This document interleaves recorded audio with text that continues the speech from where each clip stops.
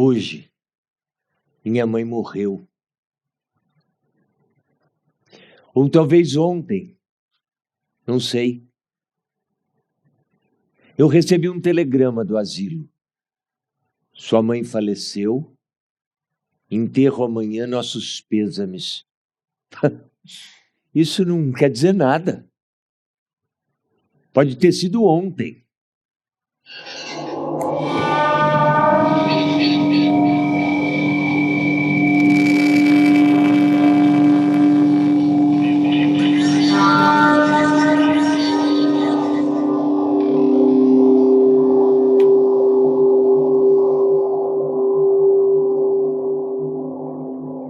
O asilo da minha mãe fica em Marengo, a uns 80 quilômetros de Argel. Peguei o ônibus das 2 horas da tarde, dormi quase todo o trajeto. Quando eu cheguei, queria ir direto ver a minha mãe. Mas o zelador disse que antes eu tinha que falar com o diretor do asilo. E fui levado até sua presença. A senhora Mersot veio para cá há 3 anos. O senhor era o único arrimo dela. Achei que ele estava me censurando por alguma coisa e comecei a dar explicações sem justificativas. Não precisa. Li a ficha da sua mãe. O senhor não tinha meios para sustentá-la, ganha muito pouco. E a verdade é que ela era mais feliz aqui. Tinha amigos, pessoas da idade dela. Provavelmente ao seu lado ela devia entediar-se. Era verdade. Quando morava comigo, minha mãe passava o tempo todo me seguindo com os olhos, em silêncio. Nos primeiros dias de asilo, ela chorava muito. Depois de 1 mês ou 2, choraria se a tirassem de lá, já estava acostumada. O diretor levantou-se e eu o acompanhei pelo corredor. Colocamos o corpo da senhora Mersot em nosso pequeno necrotério, para não impressionar os outros. Geralmente, os residentes do asilo não assistem ao enterro. Eu só permito que fiquem no velório, mas dessa vez eu dei autorização para que um deles compareça ao sepultamento. Tomás Pérez, sei que vai entender. Ele e sua mãe eram inseparáveis. Quase todas as noites passeavam juntos pelos arredores. Costumávamos mexer com eles. Lá vai Pérez com a sua noiva. Eles riam. Os dois gostavam disso. E é claro, ele está muito angustiado com a morte da sua mãe. Bem, aqui estamos. Vou deixá-lo agora, senhor Mersot. O enterro está marcado para as 10 horas da manhã. Assim o senhor poderá velar o corpo durante a noite.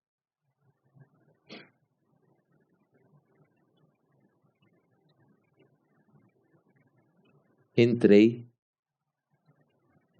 Era uma sala muito clara, com paredes brancas e uma claraboia. O zelador do asilo me seguiu. Nós fechamos o caixão, mas vou abrir para que possa vê-la. O senhor quer? Não. Por que não? Não sei. A noite caiu de repente. O céu escureceu sobre a claraboia. O zelador me ofereceu uma xícara de café. Eu sou viciado em café. Depois eu quis um cigarro. Mas eu fiquei em dúvida se eu devia fumar na frente da minha mãe. Pensei bem e vi que não tinha importância. Ofereci um cigarro ao zelador e nós dois fumamos. Ele disse que os amigos da minha mãe estavam vindo para vê-la e que ele precisava buscar cadeiras e mais café. Apesar de cansado, eu estava bem. Podia sentir o cheiro das flores no ar noturno. Acho que eu cochilei um pouco e um sussurro me acordou. Aí os amigos da minha mãe entraram. Deslizavam silenciosamente pela sala. Sentaram-se sem que uma única cadeira rangesse. Eu os via com mais nitidez do que eu jamais tinha visto alguém na vida. E nenhum detalhe das suas roupas me escapava. Mas eu não conseguia ouvi-los. E era difícil acreditar que existissem realmente. Tive a ridícula impressão de que me julgavam. Tive até mesmo a impressão de que a mulher morta deitada na nossa frente não significava nada para eles. Mas hoje eu acho que essa era uma impressão errada. Todos tomamos café, a noite passou e eu dormi. De manhã, o zelador acordou os velhos dizendo que eles precisavam ir embora.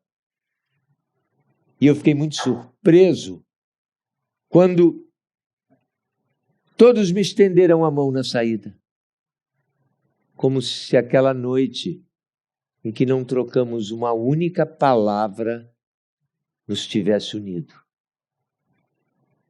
De repente eu notei 4 homens de preto na sala, ouvi o diretor dizendo que o carro funerário estava lá fora e o padre já iniciava as preces. O dia estava lindo. Fazia muito tempo que eu não ia ao campo e pensava como eu apreciaria aquela caminhada se não fosse pela minha mãe. O sol queimava tanto que eu podia sentir o sangue latejar nas minhas têmporas. Naquele momento, eu compreendia minha mãe quando ela dizia que as noites aqui eram uma espécie de trégua melancólica da natureza. Um dos homens da funerária se aproximou de mim. É a sua mãe quem vai ali? É. Era muito velha? Mais ou menos. É que eu não me lembrava exatamente a idade da minha mãe. O fato é que tudo passou tão naturalmente que eu já não me lembro de muita coisa. Mas lá estava o rosto de Tomás Pérez encharcado de lágrimas. Lágrimas que nos corriam. Ficavam presas nas rugas. A pequena igreja, toda desbotada pelo tempo.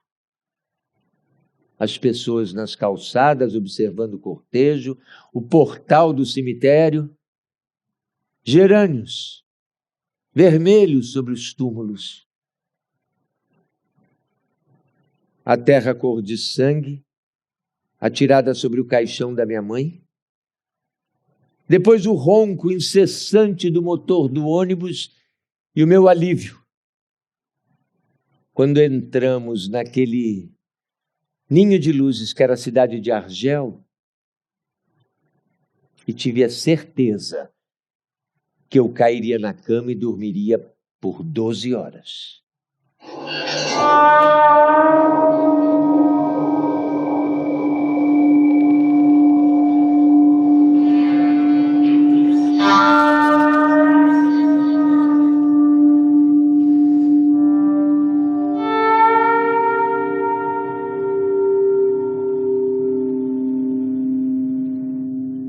Acordei e me dei conta que era sábado. Enquanto fazia barba, pensava no que faria depois. Resolvi nadar. Peguei um bonde até a praia. Chegando lá, eu encontrei a Marie, uma ex-datilógrafa da firma.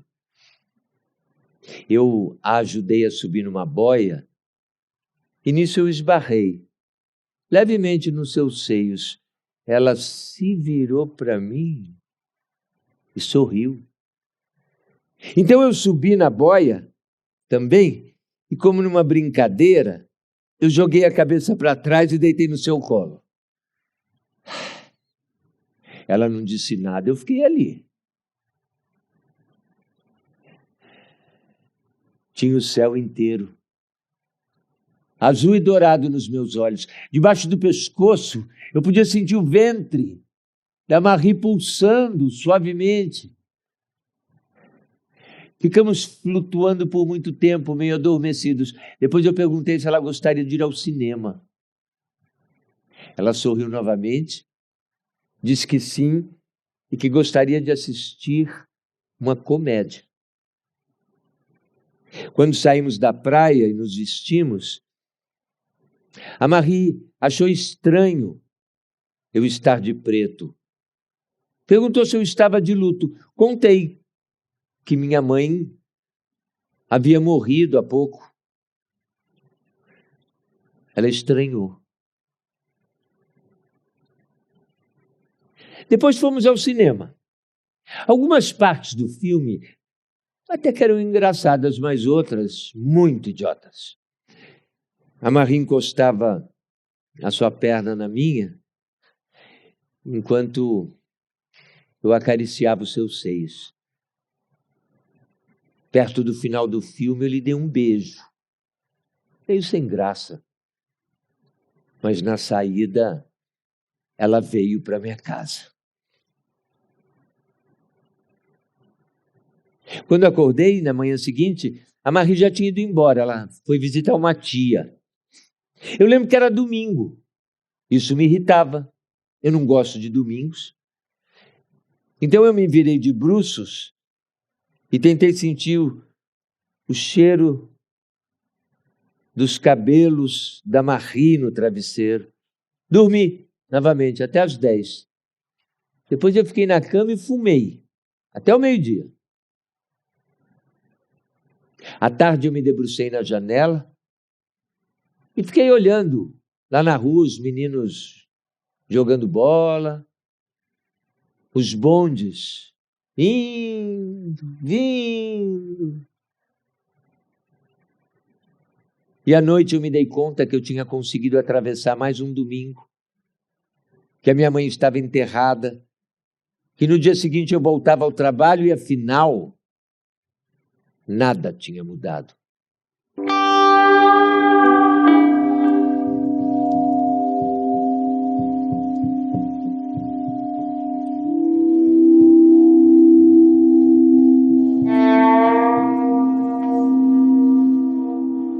Aquela segunda-feira foi um dia de muito trabalho no escritório. O meu chefe até que foi amável. Perguntou se eu estava cansado da viagem. E quis saber a idade da minha mãe. Uns 80, eu respondi. No fim do dia, ao voltar para casa depois do expediente, encontrei o meu vizinho, o velho Salamano. Como de costume, ele estava com o seu cachorro, que tem uma doença de pele que fez cair quase todo o pelo. Depois de viverem por tantos anos juntos num quartinho, o velho acabou se parecendo com o cão. Era como se fossem da mesma raça. Encontrei também meu outro vizinho, Raymond Sinté. Dizem que ele é gigolô.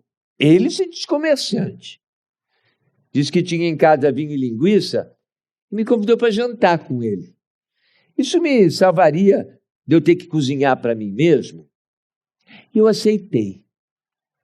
Na mesa, ele começou a enfaixar a mão direita com uma atadura e eu quis saber o que tinha acontecido. Ele disse que tinha brigado com um sujeito que estava procurando encrenca. Veja, Merceau, eu não sou um cara mau, mas eu tenho pavio curto. Me pediu um conselho sobre essa história da briga.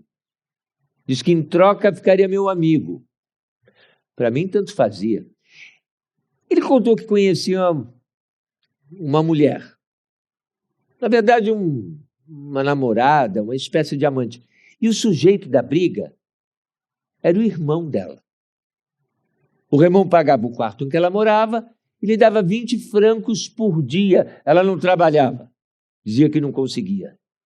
Um dia, Ele descobriu, através de um recibo, que ela tinha penhorado 2 pulseiras de ouro que ele jamais soube que existiam. Então eu a deixei. Mas antes eu lhe dei um corretivo. E lhe disse que ela não percebia que todo mundo invejava a felicidade que eu lhe dava. Pois é, Mersô, eu a deixei. Mas o pior é que ela ainda mexe comigo. Ele perguntou se eu achava que ela o traía, se ele devia castigá-la, o que eu faria no lugar dele. Eu disse que era difícil responder, mas eu entendia que ele estivesse aborrecido. Então ele me pediu que eu escrevesse uma carta, que ao ler a garota se sentisse ferida e ao mesmo tempo arrependida. Eu concordei. Escrevi a carta como me veio à cabeça, mas eu fiz o possível para agradar o Raymond. Eu não tinha motivo nenhum para contrariá-lo.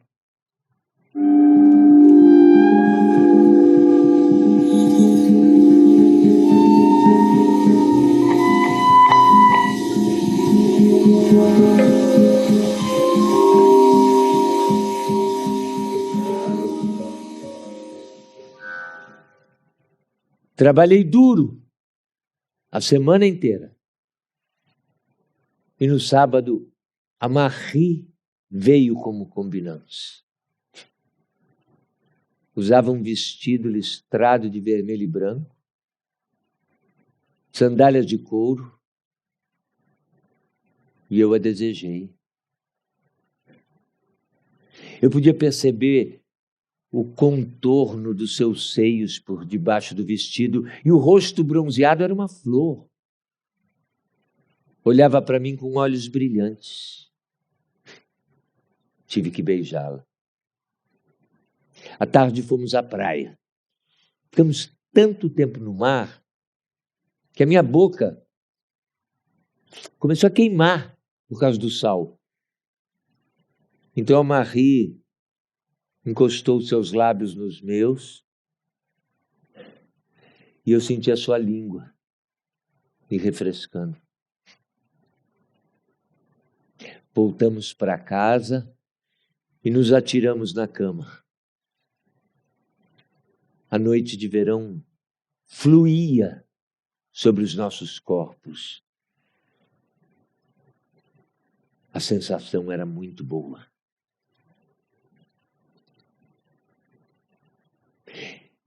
De manhã, logo que acordou, a Marie já foi perguntando se eu a amava.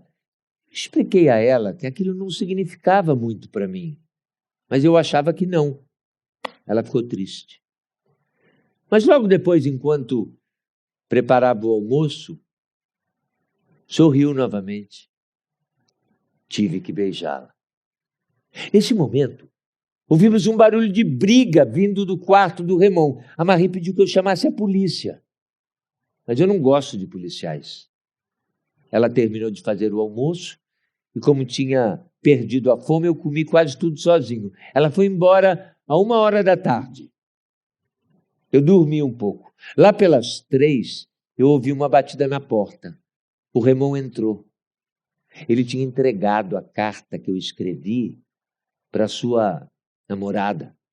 Ela leu e lhe deu um tapa. Então ele a agrediu até a polícia chegar. Eu disse que agora ele tinha que esquecer aquela história, ele tinha que deixar a garota em paz. Só que ele me pediu que eu servisse de testemunha. Eu não me importava, eu só não saberia o que dizer. Ele respondeu que eu só tinha que afirmar que a garota o tinha traído. Eu concordei.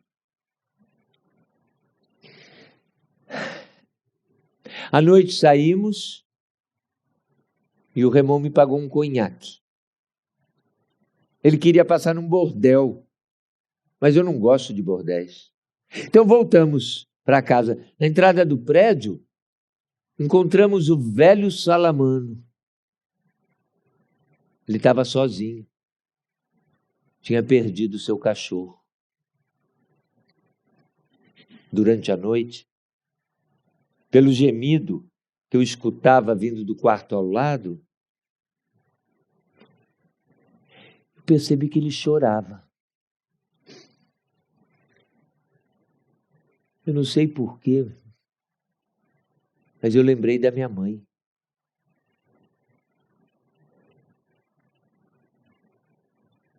No dia seguinte, o Raymond ligou para o meu escritório e me convidou para ir com ele à casa de um amigo no domingo, numa praia fora de Argel. Eu disse que eu iria se eu pudesse levar a Marie. Ele a convidou também e contou que tinha sido seguido pelo irmão da sua ex. Nisso, o meu chefe vem na minha direção. Eu achei que ele fosse dizer para eu trabalhar mais.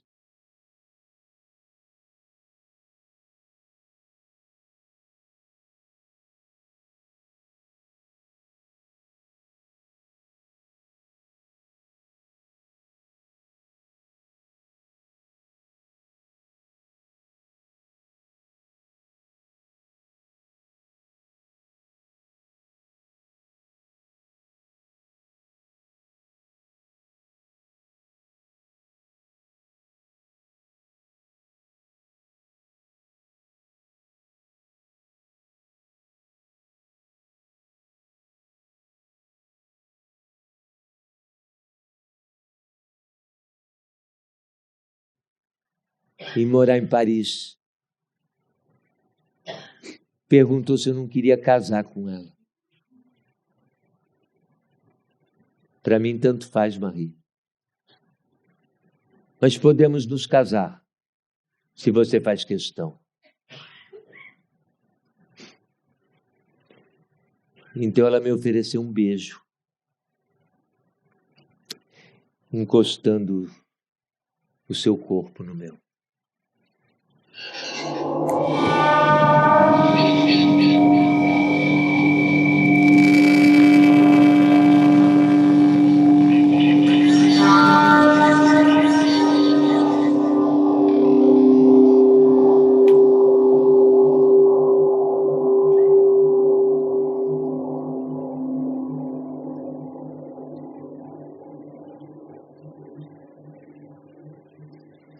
Difícil foi acordar naquele domingo. A Marie precisou me sacudir muito.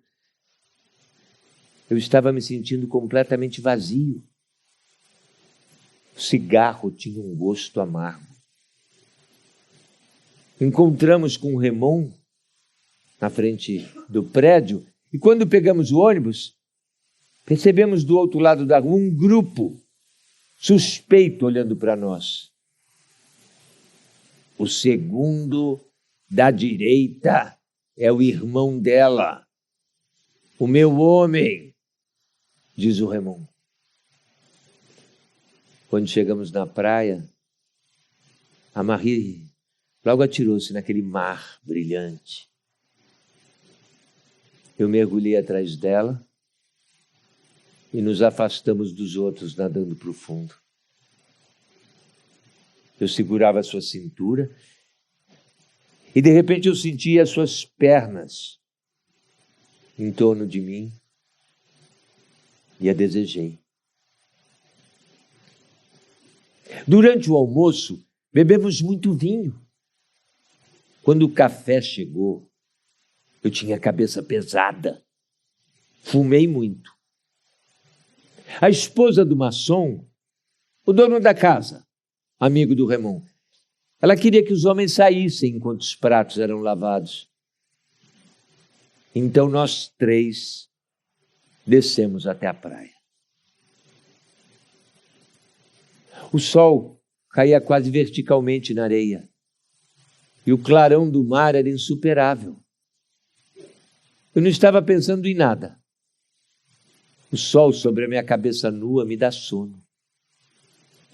Perto do fim da praia, avistamos dois sujeitos vindo em nossa direção. É ele, disse Raymond. Se houver algum problema, eu cuido do meu. Maçom, você pega o outro. Se aparecer um terceiro, você cuida dele, Merceau. Continuamos avançando. Quando estamos a alguns passos, eles param. Masson e eu paramos também. Mas o Raymond vai reto na direção do seu homem e desfere o primeiro soco. O sujeito cai, estatelado, com a cara coberta de sangue. Aí o Raymond se vira para nós e diz: agora prestem atenção no que eu vou fazer com ele. Mas nisso o sujeito se levanta, puxa uma faca da cintura e num só golpe fere profundamente o braço do Raymond.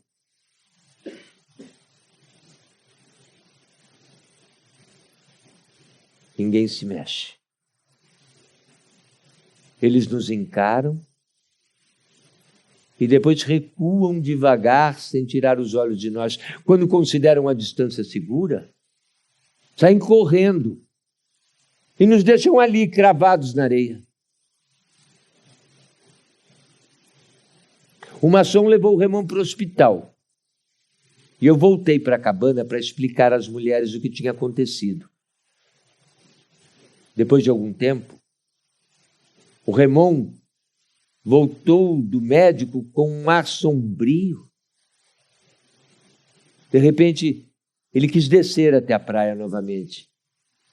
Eu e o Masson nos oferecemos para acompanhá-lo. Ele se irritou. Mesmo assim, eu fui com ele. Nós dois caminhamos por um longo tempo. O sol estava forte. Desmanchava-se em pedaços na areia e no mar. No final da praia, numa curva, avistamos os dois sujeitos novamente. Estão lá deitados. O Raymond se agita. Acabo com a vida dele agora, Merceau. Calma. Ele não disse nada. Não seria justo atirar nele desse jeito. Então vou insultá-lo. Se ele falar qualquer coisa, eu o mato. Calma, Raymond. Calma. Se quer enfrentá-lo, que seja de homem para homem. Me dê o seu revólver. Eu guardo. Se ele puxar a faca, ou se o outro interferir, eu dou um jeito. Permanecemos imóveis. Tudo fica paralisado entre o céu, a areia e o mar. Estou avaliando se devemos agir ou não, mas de repente os dois estão se afastando, escorregando pelas pedras. Então eu e o Raymond tomamos o caminho de volta.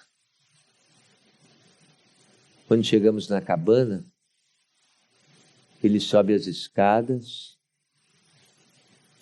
e eu fico ali embaixo, sentado sob o sol, a minha cabeça latejando. 1 minuto depois, eu me viro na direção da praia e começo a andar.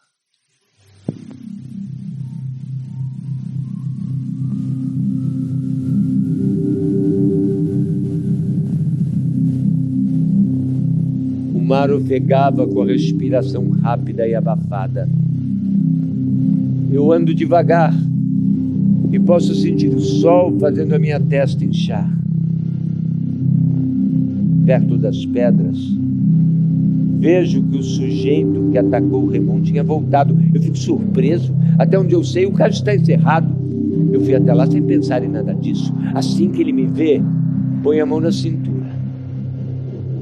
Eu seguro a arma do Raymond no meu pulso. Nesse momento, o sol e o céu, tudo fica vermelho, pesado, como um oceano de ferro fundido. Eu quero escapar do sol, dou um passo. O sujeito não se mexe, espera. O sol começa a queimar minhas têmporas. Eu sinto o suor juntando-se nas minhas sobrancelhas. É o mesmo sol do dia do funeral da minha mãe. Minha testa dói exatamente como naquele dia. Eu preciso escapar do sol. Dou mais um passo. Então o sujeito puxa a faca e aponta na minha direção.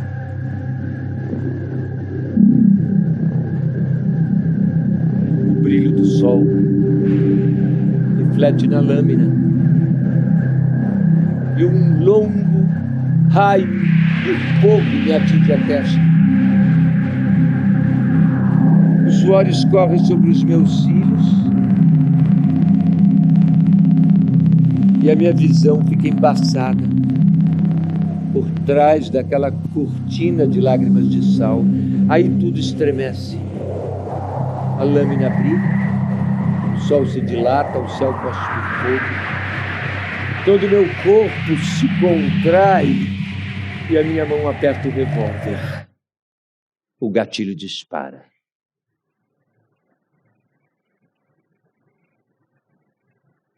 É ali, naquele barulho agudo, ensurdecedor, que tudo começa. Percebo que eu destruí o equilíbrio do dia e o silêncio da praia onde eu estava feliz. Então atiro mais 4 vezes no corpo inerte. É como se eu batesse 4 vezes na porta da desgraça.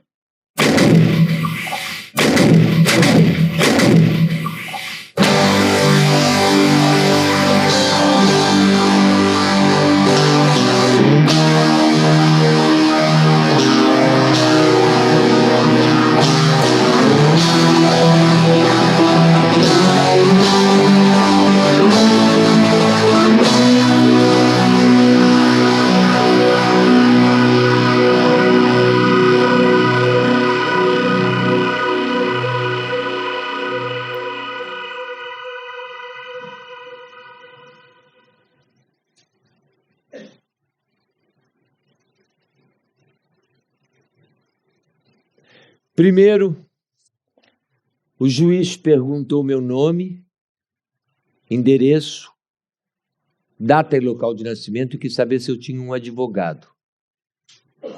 Perguntei se era absolutamente necessário ter um advogado. Eu achava o meu caso muito simples. Essa é a sua opinião.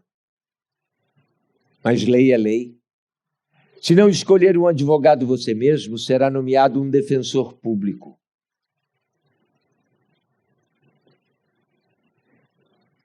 Na saída, eu ia apertar a mão dele.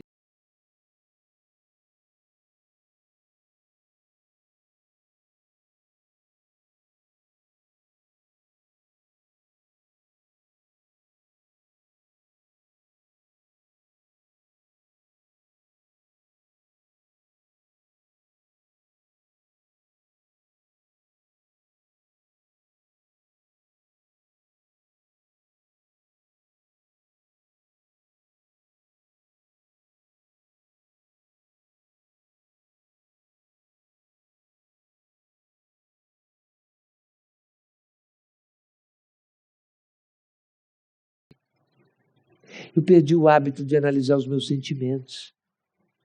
Achei aquela pergunta difícil de responder. Provavelmente eu amava minha mãe, mas aquilo não mudava nada. Então eu expliquei a ele que, por natureza, as minhas condições físicas quase sempre distorciam os meus sentimentos.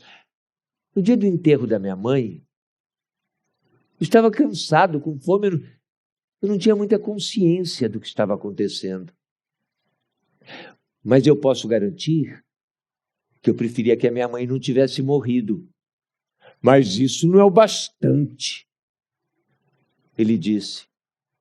E saiu. Eu queria ter explicado a ele que eu gostaria que as coisas ficassem bem entre nós, para que ele me defendesse melhor. Eu queria garantir a ele que eu sou como todo mundo. Exatamente como todo mundo. Alguns dias depois, eu fui levado ao juiz novamente. Ele queria saber o porquê da pausa entre o primeiro e os outros 4 tiros. Porque atirou num corpo que já estava no chão. Por quê? Você precisa me dizer por quê? Como eu não respondia nada, ele tirou um crucifixo de uma gaveta e o brandiu na minha frente. Sabe o que é isso? Sei. Então ele falou muito depressa que acreditava em Deus e que estava convencido que nenhum homem é tão culpado que Deus não o perdoasse, mas que esse homem tem que voltar a ser uma criança, de coração aberto, pronta para abraçar tudo. Confesso que eu tive um pouco de dificuldade em acompanhar o raciocínio dele. Primeiro porque estava muito calor, depois porque havia moscas naquele gabinete que não paravam de pousar em mim. E também porque ele estava me intimidando. Acredita em Deus? Não. Impossível. Todo homem acredita em Deus, até os que voltam as costas para Ele. Essa é minha crença. E se eu duvidasse disso, a minha vida perderia o sentido. Você quer que a minha vida perca o sentido? Para mim, tanto faz. Senhor Merço, eu nunca vi uma alma tão dura quanto a sua. Todos os criminosos que estiveram antes da minha presença sempre se curvaram diante dessa imagem do sofrimento de Cristo. Claro, eles eram criminosos. Quase disse isso. Mas nesse momento eu me lembrei que era isso o que eu era. Eu só não estava habituado à ideia. Finalmente, ele quis saber se eu estava arrependido. Mais do que arrependido, eu me sinto muito aborrecido. Tive a impressão que ele não compreendeu muito bem o que eu disse. No dia que eu fui preso, eu fui colocado primeiro numa cela onde já havia diversos prisioneiros. Eles riram quando eu entrei, depois perguntaram o que eu tinha feito. Matei um homem. Ficaram mudos. Logo depois, eu fui transferido para minha própria cela. Um dia um guarda veio me dizer que eu tinha visita. Visita? Ué, só podia ser a Marie. E era.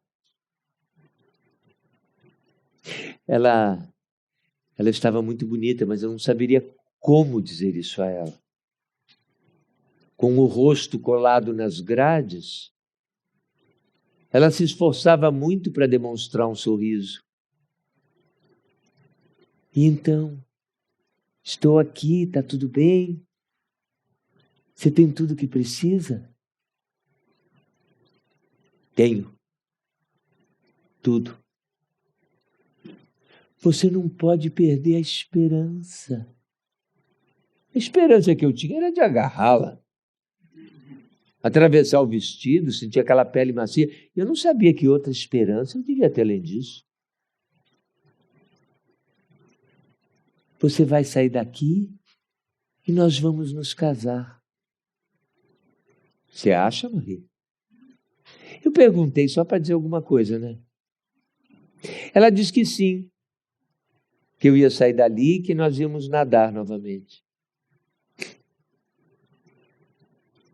Eu não me lembro muito bem quanto tempo se passou, mas quando os guardas me levaram embora, eu olhei para trás e a Marie ainda estava lá.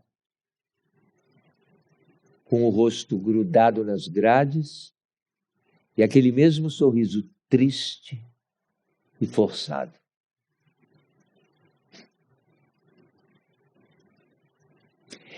A pior coisa em estar preso era que eu continuava pensando como um homem livre.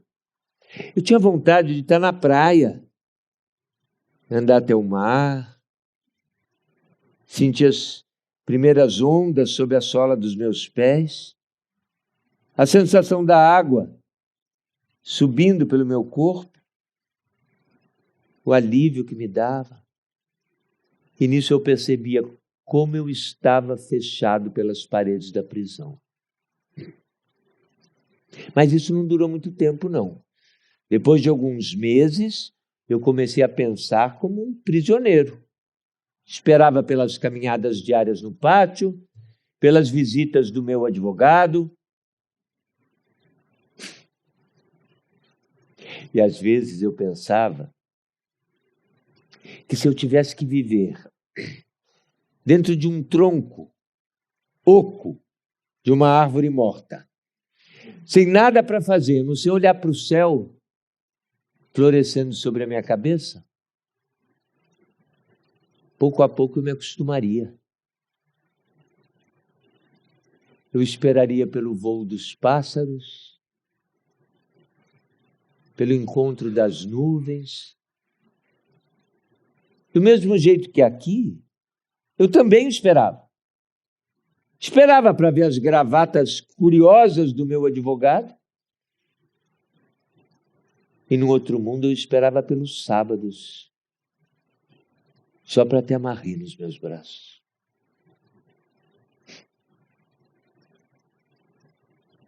Mas a verdade é que eu não estava dentro de um tronco oco, de uma árvore morta. Tinha gente que era muito mais infeliz que eu.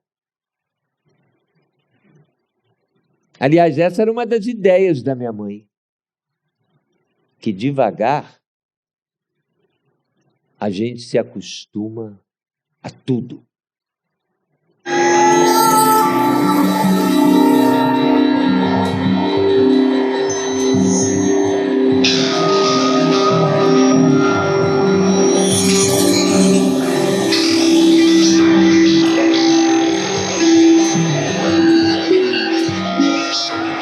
No dia do julgamento, o sol brilhava lá fora. Meu advogado garantiu que não duraria mais que 2 ou 3 dias. O meu caso não era muito grave. Depois de mim seria julgado um homem que tinha matado o pai. Um guarda me levou para uma pequena sala de espera e perguntou se eu estava nervoso. Não. Acho até interessante assistir um julgamento. Nunca tive essa chance. Ele olhou assustado. Quando eu entrei no tribunal, o que me espantou foi ver como estava cheio. O guarda disse que era por causa da imprensa e apontou um grupo de jornalistas ali bem atrás do júri. Um deles veio em nossa direção e apertou a mão do policial com muito entusiasmo. Aí eu percebi que estavam todos se cumprimentando, trocando saudações, como se estivessem num clube. Eu me senti um estranho. Um dos jornalistas veio falar comigo. Espero que corra tudo bem para o seu lado. Obrigado. Exageramos um pouco no seu caso, mas o verão é a estação baixa das notícias. E a sua história do assassino do pai eram as únicas que valiam a pena.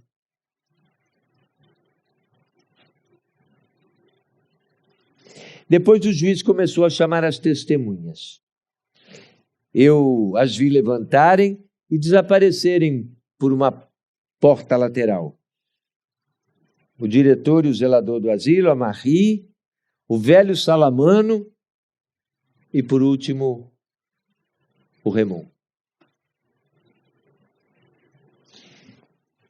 O julgamento começou com o juiz relatando o que eu tinha feito e dirigindo-se a mim de vez em quando para perguntar: está correto? E a cada vez eu respondia: sim, excelência, como o advogado me instruiu a fazer. Depois ele disse que tinha que fazer umas perguntas que podiam não ter muito a ver com o meu caso, mas que no fundo podiam ter grande ligação. Eu percebi que ele iria falar da minha mãe. E eu pude sentir como isso me irritaria. Você amava sua mãe? Sim, como todo mundo. E por que a colocou no asilo? Porque eu não tinha dinheiro para cuidar dela. Era um sacrifício para você? Minha mãe e eu não esperávamos nada um do outro, excelência, nem de qualquer outra pessoa. Muito bem. Eu não quero me aprofundar nesse assunto. O promotor tem alguma pergunta a fazer? Ele tinha. O senhor voltou à praia naquele dia, sozinho, com a intenção de cometer um crime? Não. E por que estava armado? Por acaso.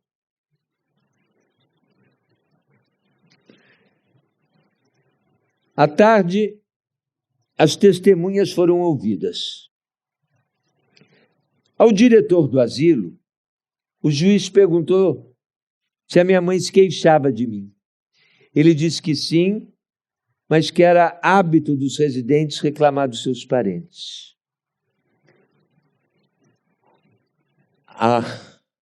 A uma outra pergunta, ele respondeu que ficou muito surpreso com a minha calma no dia do funeral, que eu não quis ver o corpo da minha mãe, que eu não chorei uma só vez.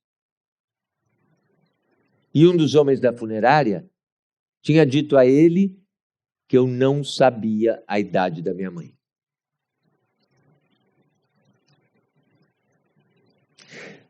Quando o zelador do asilo subiu no banco das testemunhas, ele olhou para mim e rapidamente desviou o olhar. Disse que eu não quis ver o corpo da minha mãe, que eu fumei, dormi e tomei uma xícara de café. Meu advogado perguntou se não era verdade que ele também tinha fumado.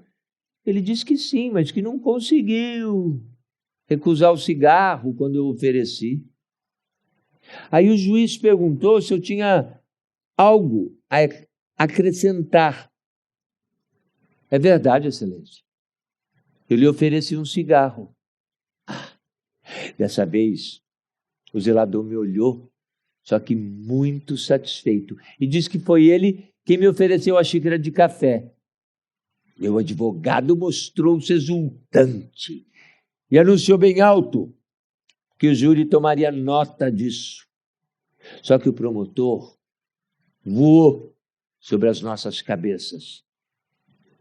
E eles concluirão que um estranho pode oferecer uma xícara de café, mas um filho que está ao lado do corpo morto da pessoa que o trouxe ao mundo tem que recusar.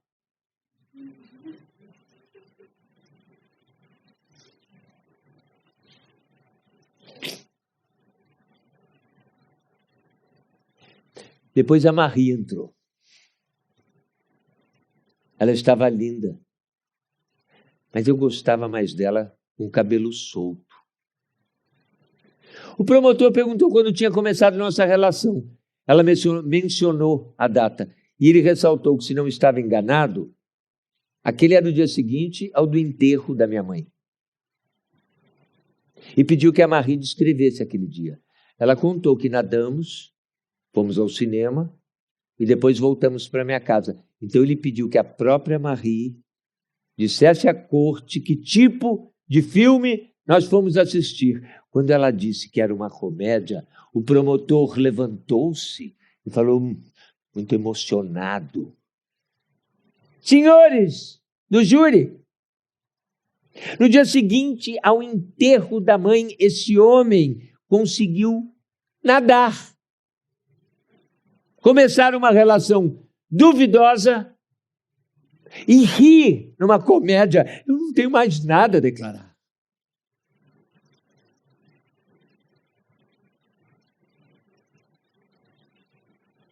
O velho Salamano falava tão baixo que foi difícil escutar ele dizendo como eu tinha sido bom para o seu cachorro. E que eu tinha colocado minha mãe no asilo porque eu não tinha assunto para conversar com ela. É preciso compreender esse homem, ele dizia, mas ninguém parecia compreender. Finalmente o Ramon entrou. Ele acenou para mim e começou a falar bem alto que eu era inocente. Disse ao juiz que eu estava na praia naquele dia, por acaso. O promotor perguntou por que aquela carta que estava por trás do drama todo tinha sido escrita por mim. O Ramon disse que também foi por acaso. Aí o promotor rebateu que aquele caso já tinha acasos demais. Se foi só por acaso, eu não interferi quando o Ramon agrediu a namorada.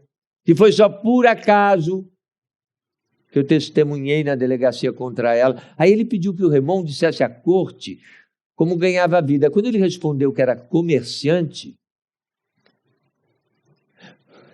o promotor informou ao júri que todo mundo sabia que a testemunha era um cafetão e que eu era seu amigo e cúmplice. Senhores, o mesmo homem que no dia seguinte ao enterro da mãe entregou-se à mais vergonhosa das libertinagens, matou um homem pela mais trivial das razões e fez isso apenas para selar uma amizade. Aí meu advogado interferiu. Um momento. O réu está sendo acusado de enterrar a mãe ou de matar um homem. Todo mundo riu, mas o promotor levantou-se novamente e disse que somente alguém tão ingênuo quanto o honorável advogado de defesa não percebia que entre as duas ações havia um trágico e profundo relacionamento. Sim, acusa esse homem de enterrar a mãe com um crime plantado no coração.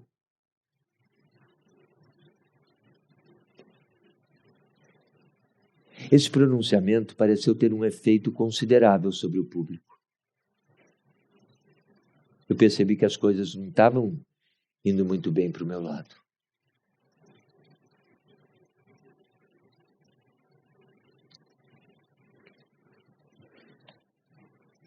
Mesmo no banco dos réus, era interessante ouvir as pessoas falarem de você. E é preciso que eu diga, muita coisa foi dita ao meu respeito, mais sobre mim do que sobre o meu crime. Às vezes eu tinha vontade de interrompê-los. Com licença, quem é o acusado aqui? Ser o acusado tem alguma importância? Eu tenho algo a dizer? Mas daí eu me dava conta que eu realmente não tinha nada a dizer.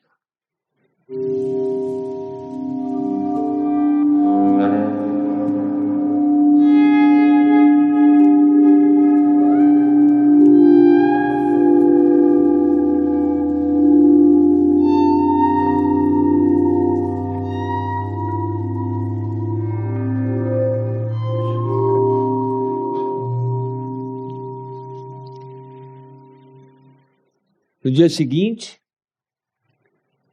o promotor começou o seu discurso falando da minha alma. Ele disse que a vasculhou e não encontrou nada lá, senhores do júri. Que a verdade é que eu não tinha alma. Eu não tinha nada de humano, nenhum dos princípios morais que regiam o coração humano. É claro, não podemos culpá-lo por isso, não podemos reclamar da falta do que ele nunca foi capaz de adquirir. Amanhã, senhores, essa mesma corte vai julgar um crime monstruoso. O assassinato de um pai. Ouso dizer que a justiça humana será inflexível nessa condenação. E não temo afirmar que, embora o crime contra o pai me encha de horror, eu não sinto menos horror diante da insensibilidade desse homem. Um homem que é moralmente responsável pela morte da mãe, que seja decepado da sociedade em medida nada menor do que o homem que levantou a mão assassina contra o pai que o gerou. Seja qual for o caso, um dos homens abriu precedente para o crime do outro, de certa forma o pressagiou e até mesmo o legitimou. Eu estou convencido, senhores, que não me julgarão insensato se eu sugerir que o homem que está sentado aqui seja também culpado pelo crime que essa corte vai julgar amanhã. Peço a cabeça desse homem e o faço com a alma tranquila.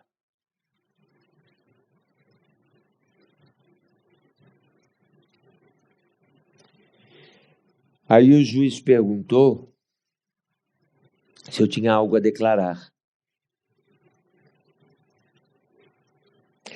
Eu disse que eu não tive a intenção de cometer o crime. Ele falou que aquela, pelo menos, era uma afirmação e que ele ficaria muito satisfeito se eu pudesse relatar o motivo que inspirou o meu ato. Foi o sol, Excelência. Foi o brilho do sol. Todo mundo riu. Mas o meu advogado interrompeu, dizendo que também tinha vasculhado a minha alma, só que diferente do promotor, tinha encontrado alguma coisa lá. Que eu era um homem honesto, trabalhador, querido entre os amigos. Para ele eu era um filho exemplar que tinha sustentado a mãe enquanto podia. Ele não disse nada sobre o funeral, que eu achei uma falha. Uma falha importante no seu discurso. Mas todos aqueles discursos, todas aquelas intermináveis horas que as pessoas tinham se dedicado a falar da minha alma, tinham me deixado com a sensação de um rio correndo sem cor, que estava me deixando zonzo. Tudo que eu queria era que aquilo acabasse, que eu pudesse voltar para minha cela e dormir. Finalmente, meu advogado anunciou que o júri certamente encontraria circunstâncias atenuantes para um crime pelo qual já estava sofrendo a mais agonizante das punições: o remorso.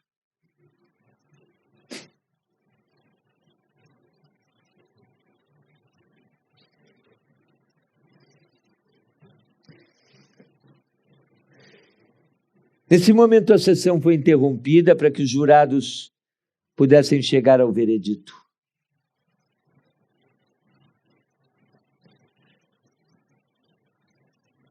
O sol tinha caído.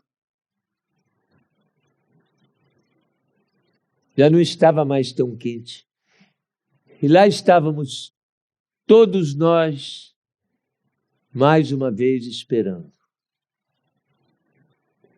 E o que todos esperávamos não dizia respeito a mais ninguém, senão a mim.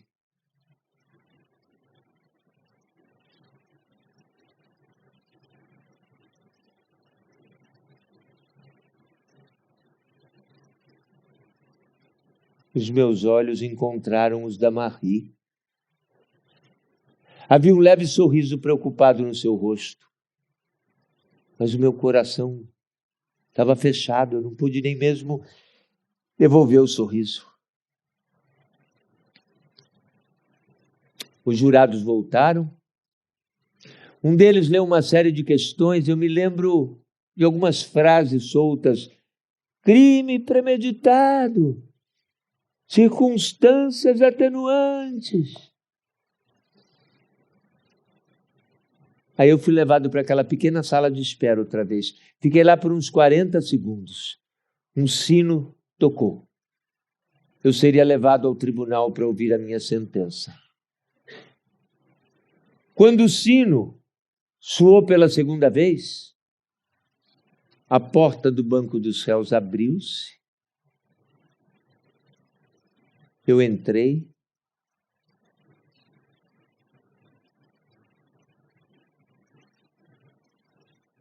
E o que eu estranhei foi o silêncio que preenchia a sala. Todos me olhavam com uma expressão de respeito. Dessa vez, eu não olhei para Marie. Eu não olhei para Marie porque eu não tive tempo. Pois o juiz foi logo me dizendo de uma maneira muito peculiar que a minha cabeça seria cortada em praça pública em nome do povo. A minha cabeça seria cortada em praça pública. A minha cabeça seria cortada.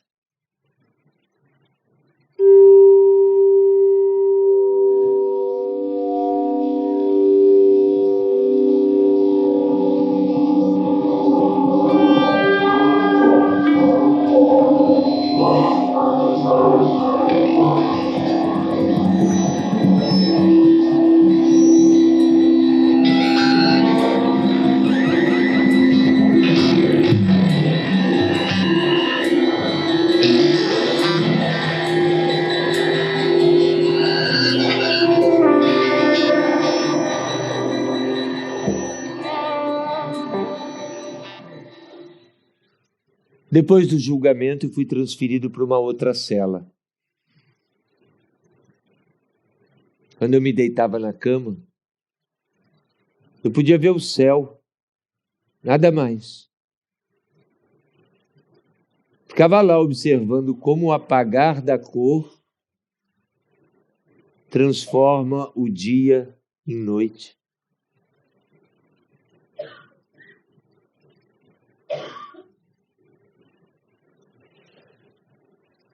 Por 3 vezes eu me recusei a ver o padre. Eu não tinha nada para dizer a ele, eu não queria conversar. Mas um dia ele voltou, dizendo que era só uma visita amigável. Por que se recusa a me ver? Porque eu não acredito em Deus. E não há razão para discutir esse assunto. Não me interessa. Às vezes, as pessoas acham que estão certas, quando na verdade não estão. Eu posso não ter certeza do que me interessa, mas eu tenho absoluta certeza do que não me interessa. E o que você diz não interessa, de maneira alguma. Mas você não tem esperança? Vive a sua vida com o pensamento de que quando morrer vai morrer e não resta nada? É exatamente assim. Eu não posso acreditar em você. Com certeza, algum dia já desejou ter uma outra vida. Se eu tivesse a chance de ter uma outra vida, eu gostaria que fosse uma vida em que eu me lembrasse dessa. Meu Filho, você precisa abandonar esses pensamentos. Você precisa se livrar dos seus pecados. A justiça humana não é nada.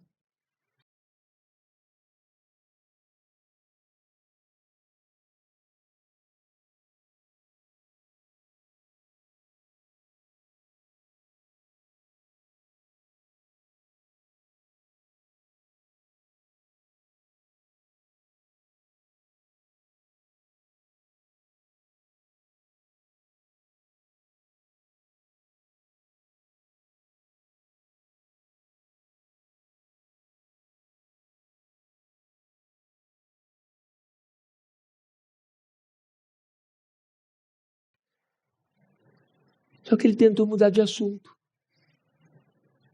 E perguntou por que eu não ajoelhava, não rezava e não me arrependia de tudo que eu tinha feito na minha vida. Eu não sei porquê, mas naquele momento alguma coisa se rompeu dentro de mim. Eu o agarrei pela gola da batina e despejei sobre ele toda aquela mistura de alegria, cólera que ardia no fundo do meu coração. Eu falei, olhando profundamente nos seus olhos. Você parece ter tanta certeza de tudo, mas nenhuma das suas certezas vale um fio de cabelo da Marie. Eu pareço enganado, mas eu estou certo de mim. Mais certo que você. Eu estou certo da minha morte que está se aproximando, sim. Isso é tudo que eu tenho. Mas, pelo menos, eu me agarro a esta certeza, tanto quanto esta certeza tomou conta de mim. Eu vivi a minha vida de uma maneira, mas eu poderia ter vivido de outra. E daí? É como se eu esperasse a vida inteira por esse dia em que eu serei justificado. Nada importa. Nada importa. Eu sei muito bem, porque você também sabe. O que importa? O destino das outras pessoas. O destino que elas escolhem. Ou melhor, que pensam que escolhem, quando apenas um único destino pode eleger a mim. O que importa se acusado de assassinato, eu vou ser executado apenas porque eu não chorei no funeral da minha mãe. Você compreende o que eu digo?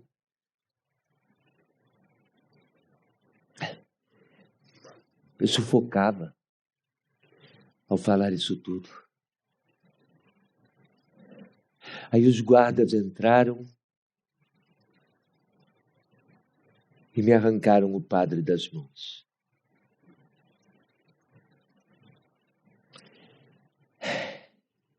Quando eles saíram, eu me atirei exausto sobre a cama. Eu acho que eu dormi. Porque quando eu abri os olhos, as estrelas já iluminavam meu rosto.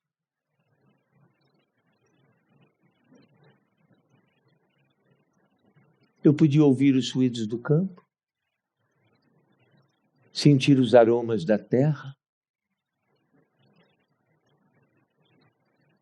e o ar da noite refrescava o meu rosto.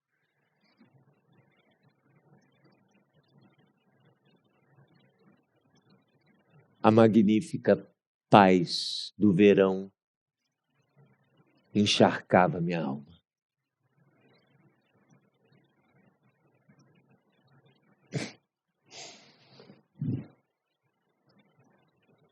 Depois de algum tempo, eu voltei a pensar na minha mãe. Eu acho que eu compreendi Porque no fim da vida, ela tinha arranjado um noivo, porque ela tinha tentado recomeçar. E que tão perto da morte, ela deve ter se sentido livre e pronta para viver a sua vida outra vez. Nem eu, nem ninguém tinha o direito de chorar por ela. Eu também me sinto pronto para viver a minha vida novamente. Como se essa grande revolta contra o padre tivesse levado os meus demônios e esvaziado todas as minhas esperanças. Pela primeira vez na vida, eu estou aberto para a suave indiferença do mundo.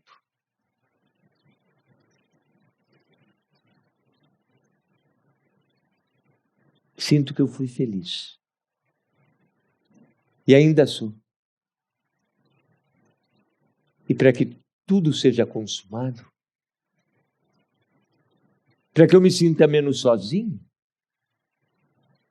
o meu último desejo é que haja uma multidão de espectadores no dia da minha execução.